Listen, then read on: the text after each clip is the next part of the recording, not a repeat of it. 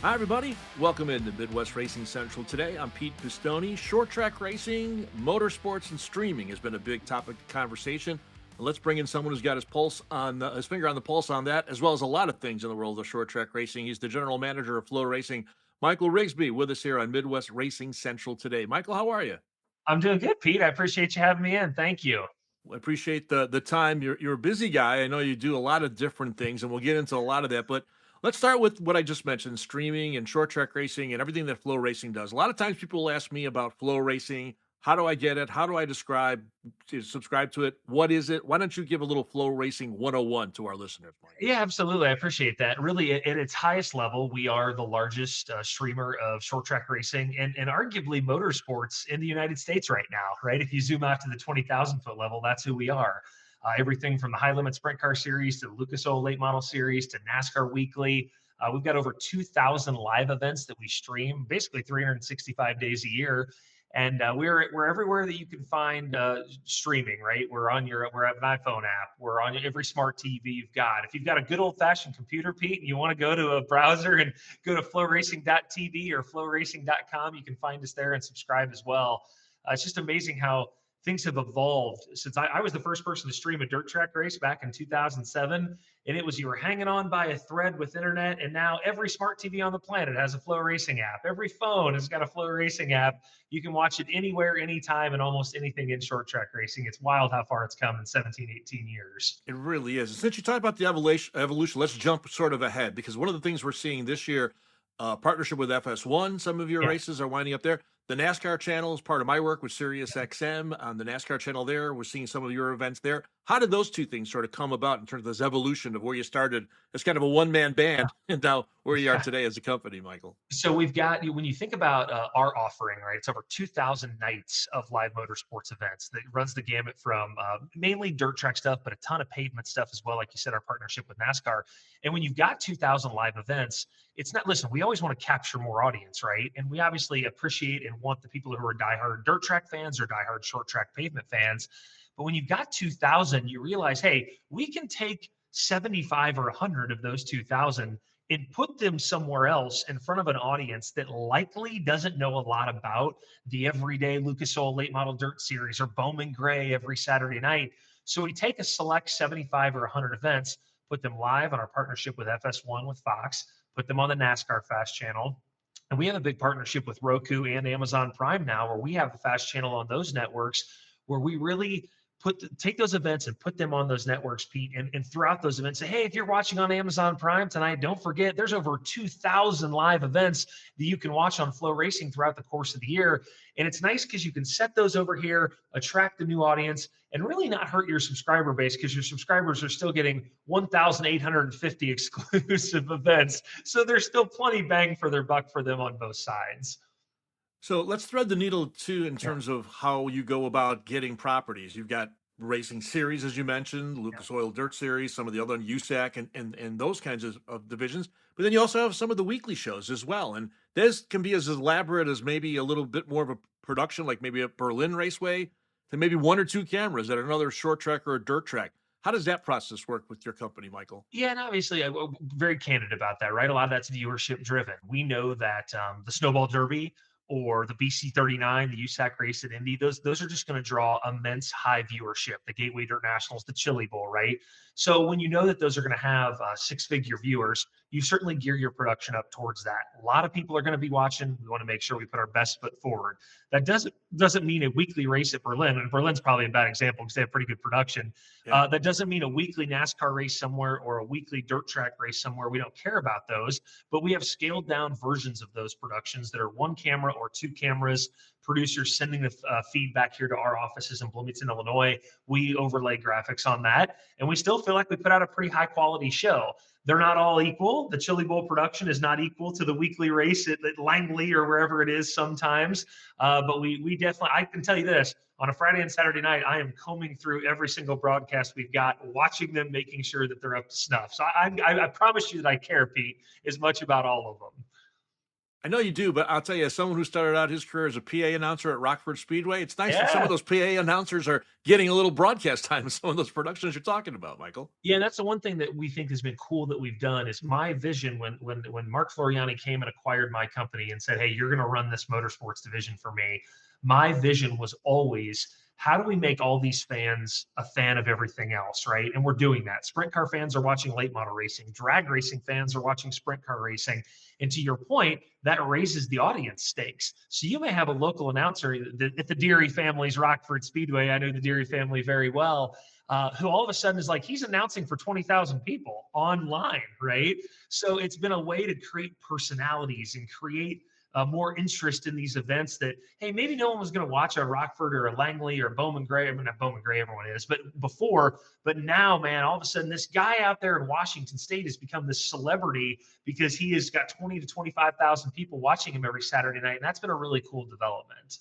So obviously another conversation we have when we talk about streaming, and we've had some track promoters on the podcast here that we Yeah. started this year, is the difference about how do I get people to come to the racetrack, buy concessions, sit in my grandstands, and also offer what I'm offering on a weekly basis on FloRacing. What are those conversations like with track operators, Michael? Honestly, those will be ever present, right? Those conversations, particularly if the weather's iffy. It's most, I would say, it's most top of mind if there's a 70% chance of rain on a Friday night and the race is being streamed. But let me back up for a second. I own a racetrack, right? I own Fairbury Speedway in Illinois. We stream a ton of our events, if not all of our events. So I certainly don't, from my perspective, I certainly don't feel like streaming. If you have a great product to put out, if you're a promoter that's putting everything they've got into the event, the facility, entertaining fans, I think most great promoters know it does not hurt me. It really does not. But that's a conversation that we have pretty consistently. And I think a misnomer is that we don't like tracks and or series are not compensated for what they do. Man, we spend millions and millions of dollars every year, Pete, in rights fees for tracks and series and everything else that we partner with. So the idea that maybe the racetracks are not partaking in the revenue is inaccurate, right? I think a lot of people think that. So one, that's inaccurate. But all I ever ask is if a promoter feels like, hey, I'm not exactly sure how this is going to work for us or how this can call me, talk to me. Let's come up with a plan. Maybe we can help you with advertising. Maybe we can help bring you advertising. There's a million things that we have done with promoters that I feel like have really developed over the years to make them feel good about us streaming an event that they've got. Well, I'll refer to, about the should I go to the event or watch at home? Yeah, I'm in Chicago. Everybody knows I'm a pretty big Cub fan, right? Well, I love same. watching Cubs on the Marquee Network, but I also like going to Wrigley Field, and it doesn't deter me from going to the ballpark because I can watch all the games at home. I kind of feel the same way with short track racing, I Michael. mean, there's nothing. This what a cliched response, but the most exact. I mean, to sit in a grandstand and feel those cars blow by you, you cannot recreate that, right? You simply cannot recreate that by watching that on your phone or your computer or your smart TV. So I will always hang my hat on the in-person experience is always that's what we're trying to do. That's part of the reason we use the PA announcers, right? Is we want them to feel what it's like at the racetrack. That's part. I want to create the Eldora environment or the Port Royal environment or the Fairbury environment. That's what we're trying to do is bring that to your TV or your phone. So you want to go and you want to attend. And I think we do a pretty good job of that. Now, this isn't a job interview, but like, what's your 2, 3, 4, 5 year vision for your company and where this can go, Michael? Do I do a typical job interview? No, Pete, you tell me what your 2 years. I think that's Exactly. a job interview trick. We're going to continue to grow. We're going to continue to grow outside our platform a little bit. I think, right? This relationship. We went from one event live on FS1 to 7 events live on FS1 this year. We'd like that relationship to continue to grow. I think similarly, it's very important to me as I sit back and go, what do we need to do to make FloRacing better? Is I want to continue this cross pollination of these audiences. Right? We did a bit earlier this year where the high limit series was in Phoenix the same weekend NHRA was there. We took a bunch of those guys over to the NHRA race and got those people talking to each other. We put some of the high limit guys in NHRA cars or sort of dumbed down NHRA cars, and we created a bunch of content out of that. It is my goal to continue to cross. I want these audiences talking to each other, right? I want Brad Sweet to run Bowman Gray on a Saturday night in the summer. I want to take Bubba Pollard and get him to come run a dirt late model event at Eldora. And that we've seen real transparency and real growth in all of those audiences when they all get to talking to each other. So between the off-platform growth that we want to have on these Amazon Prime channels, Amazon Prime and 200 million homes, right, or whatever it is, 180 million homes, and the cross-pollination of these audiences, that's very, very forefront of mind. And one last thing I'll say is I want to create a road show. I did it when I had my company, Dirt on Dirt, back in the day. I want to be out on the road taking our message, sort of like College Game Day. I want to take it around the country, and I want to have big events, and I want to have big parties at these Chili Bowl events and World 100s where people can really start to feel what FloRacing is and touch it and taste it. So that's another big objective of mine the next couple of years. Now, for flow racing to be successful, that means short track racing has to be Yeah. successful. And obviously, there's a lot of different varying degrees of that. You mentioned big events like the Chili Yeah. Bowl and the Snowball Yeah. Derby, but then there's also the weekly shows. Kind of big picture, where do you think short track racing is generally right now these days, Michael? Yeah, I mean, I think it's no secret. I think most people would say the big shows are big, right? The big shows are bigger than they've ever been. We're great partners with Tony Stewart at Eldora. For the first time ever last year, Tony Stewart stopped selling tickets to an event because they were sold out at the World 100. So I think we all know collectively the big races are fine. There's always work to be done. The Chili Bowl, the World 100, high limit at out west or high limit at Las Vegas, or they're not going to struggle. We know they're going to be fine. But I do think it's incumbent on us as ambassadors of the sport to figure out that regional racing and on down. How do we make sure that survives? I think it'd be easy for us at Flow to say, hey, we're only going to cover Lucas and high limit, but I don't like the Mars Dirt Racing Series, which is Illinois based, right? We make sure we have a rights partnership with them that allows that series to be sustainable and continue to going. Same thing with Ray Cook, this Southeastern Dirt Late Model Series. We have to, these regional series are feeders for the national series. And it's also important for these people who may not be able to go to a Lucas Oil or High Limit or NASCAR weekly race to have somewhere to go to attend a motorsports event. So I'm very, very bullish. My seat as the GM, we will continue to support weekly tracks. We will continue to support regional series. And it's, if I do worry if we pulled away or the fans pulled away, that would have a very negative impact on the upper levels of motorsports. If the basement of the house isn't there, the whole thing can fall in. So another obviously area of the sport you're involved in is at a racetrack there at Fairbury, and I promise I'm going to make it down here from Chicago this Please. summer to see you. I can't wait to do that. Let's talk about that and promoting a racetrack and kind of what you bring in there. And the first thing I'll ask you now, you're a dirt track, so it's a little bit different, but we've been talking a lot here about Yeah. unified rules and making sure that you can have a race car to go from one track or one series to another. I don't feel like you have that much of an issue with that on the dirt track side. Is that a fair assessment? Yeah, it is, and that's credit to the leaders, the thought leaders in dirt track racing, the Rick Schwallies, who really has been the guy that's spearheaded so much of it, and the folks at World Racing Group with Steve Francis and those guys too. Those are competing sanctions and series, but they've spent the entire offseason, every offseason together going, we know we're better if we're unified. And then from the top, that trickles down to every weekly level. And yeah, when you show up at a dirt track for like a dirt late model event, you kind of know exactly what the rule book is. You know exactly what box you've got to be in. You can take your car to Oregon and race it right now, or Florida and race it right now. Tires are a little tricky. Tires are always a little tricky. But by and large, those body rules, because of what Lucas and the Outlaws do, that's what we adopt at our weekly level at Fairbury Speedway. Those guys tell us what to do. They're competitors, but they know for the good of the sport, they've come together and made this better. And you can take your dirt late model anywhere in the United States and race it. And that is a huge benefit. I know in pavement racing, it can be a little tricky. Yes, It can be yes. tricky. And I maybe would love to see that more on the pavement side of things. For sure, for sure. Now, do you work in concert with other racetracks? Obviously, you're close to what Farmer City. You mentioned that we have Sycamore out here, Kankakee Fairgrounds, LaSalle. Do those racetracks also sort of work together as well? Yeah, we do try to. There's not as many weekly dirt tracks in Illinois as there used to be. We're still very strong nationally, but not as many as there used to be. But yeah, we have a big Lucas Oil event coming up in May at Fairbury. The night before is Farmer City, right? And we're talking Lance Speakers, the promoter there, talking to him how you promoting it, what you doing. We'll open our camping gates a little later so your guys can stay there and do that. Same thing with Tony at LaSalle and the folks at Sycamore. Sycamore's a hidden gem, by the I way. love it. Yeah. It's a throwback old school dirt track that I love going to when I used to go there. So yeah, we're in pretty constant communication, and that's Matt Curl. Matt Curl is my business partner at Fairbury. He's the best for my bang for the buck, the best promoter in the United States of America. Matt is phenomenal, and Matt spearheads all that and makes sure we're not stepping on anybody's toes. That's very important for us.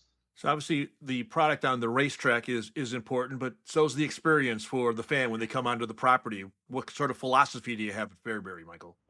I always say this about Fairbury, like uh, folks, I'm 44. So the folks that are a little my age or a little bit older, I'll say, do you remember what dirt track racing was like in the late 80s and early 90s? And they wax poetic, Pete. They tell you how romantic they are about it. I said, that's what we're going for at Fairbury. We are trying to take you back a little bit to the yesteryear. We have modern amenities. Our bathrooms are great. It's very important for the particularly the female audience. You want to make sure you have great bathrooms. Our racing product is excellent.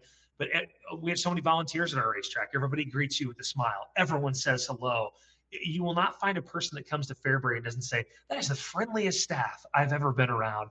They've been over backwards to make sure I found my seat.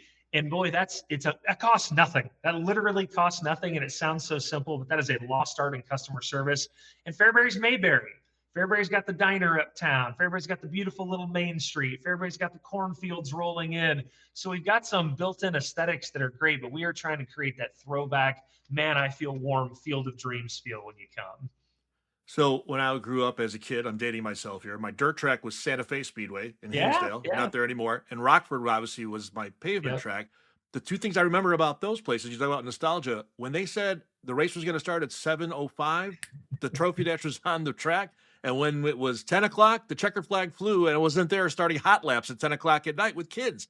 I got to imagine you kind of go with that kind of snappy program where you are at A hundred Fairbury. percent. Like we Yeah. we hot lap early. Like we try to be done because we're right in the middle of town. I mean, we're Yeah. dead center of town. We have no curfew, but we try to be respectful. So we're hot lapping by 5:30, right? We want to be done by 9:30 or 10 o'clock at the absolute latest.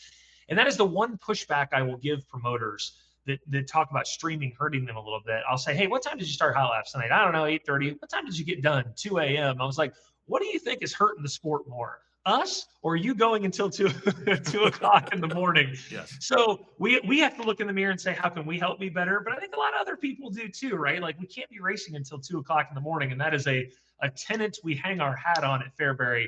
Quick, efficient, and damn, how do you make the racing as good as possible? Santa Fe was great, by the way. I loved it. The Clay Track Championships, Oh, 200 lappers. great. I loved that place. Yeah, So it was really great.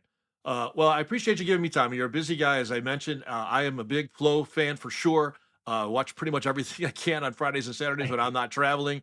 And again, I look forward to seeing you this summer somewhere. Certainly, I'll make the trip down to Fairbury.